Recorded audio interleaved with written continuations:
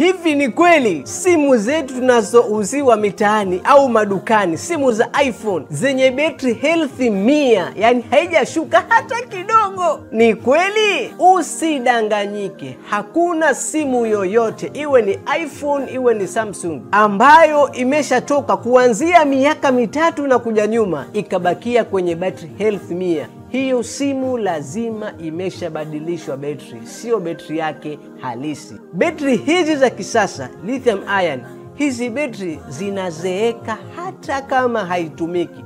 Na kusudia umechukua simu yako mpya ukaiweka ndani, baada ya miaka 2 battery hiyo itashuka tu mpaka 80%. Na ukifika dukani ukatolewa simu kwenye boksi kabisa, battery yake ni 100, ukiondoka hapo iko 100, ukifika ukichaji mara kadhaa tu hiyo betri itaporomoka mpaka 80. Au hata kama hukuchaji, ukijaribu tu kuiupdate ile iOS, basi betri hiyo itashuka mpaka 80. Ni kwa sababu hizi betri zinazeeka. Ngoja nikupeleke kwenye ushahidi wa haya ninayoyazungumza. Ziko sehemu nyingi ambazo ushahidi huu utakuta kwenye tafiti za vyuo vikuu, kwenye website nyingi, lakini mimi nakupeleka kwenye website hii ambayo inadili na mambo ya power, mambo ya betri. Moja kwa moja nije hapa, nije hapa kwanza, hapa mpaka hapa inasema a lithium ion battery typical has lifespan 2 to 3 years. Kwamba betri hizi ambazo tunatumia kwenye simu yetu maisha yake ni kwenye miaka 2-3.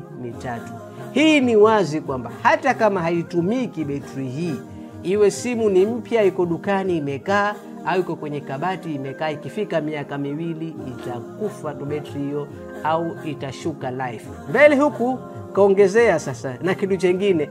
Pia kitu chengine ambacho kinaweza kusababisha betri kufa au kushuka ni charge cycle 300 mpaka 500.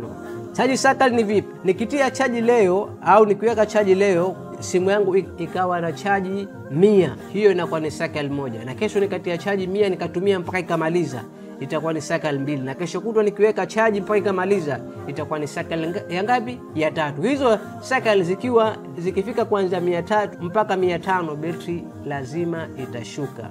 Sasa mtu mtu huyu ambaye yeye hatumii betri kwa sana kabisa, labda simu akitia chaji leo anatumia siku 2. Twende kwenye calculation hapa. Mwaka kuna siku 360, gawa kwa 2, na kusudia yeye kwa kila siku 2 anatia chaji 100%. Tukimgawia kwa 2 huyu, kwa hiyo mwaka mmoja mtu huyu anaweka chaji cycle 180. Mwaka mmoja kwa mtu ambaye anajaza chaji 100% na anatumia siku 2. Sasa je, miaka 2 itakuwa ngapi? Mara 2, 360. 360 kwa miaka 2, mtu huyu ambaye yeye simu yake anaitumia itakuwa ameshavuka cycle 300. Kwa hiyo ni wazi kwamba betri hii ya simu inatakiwa ishuke.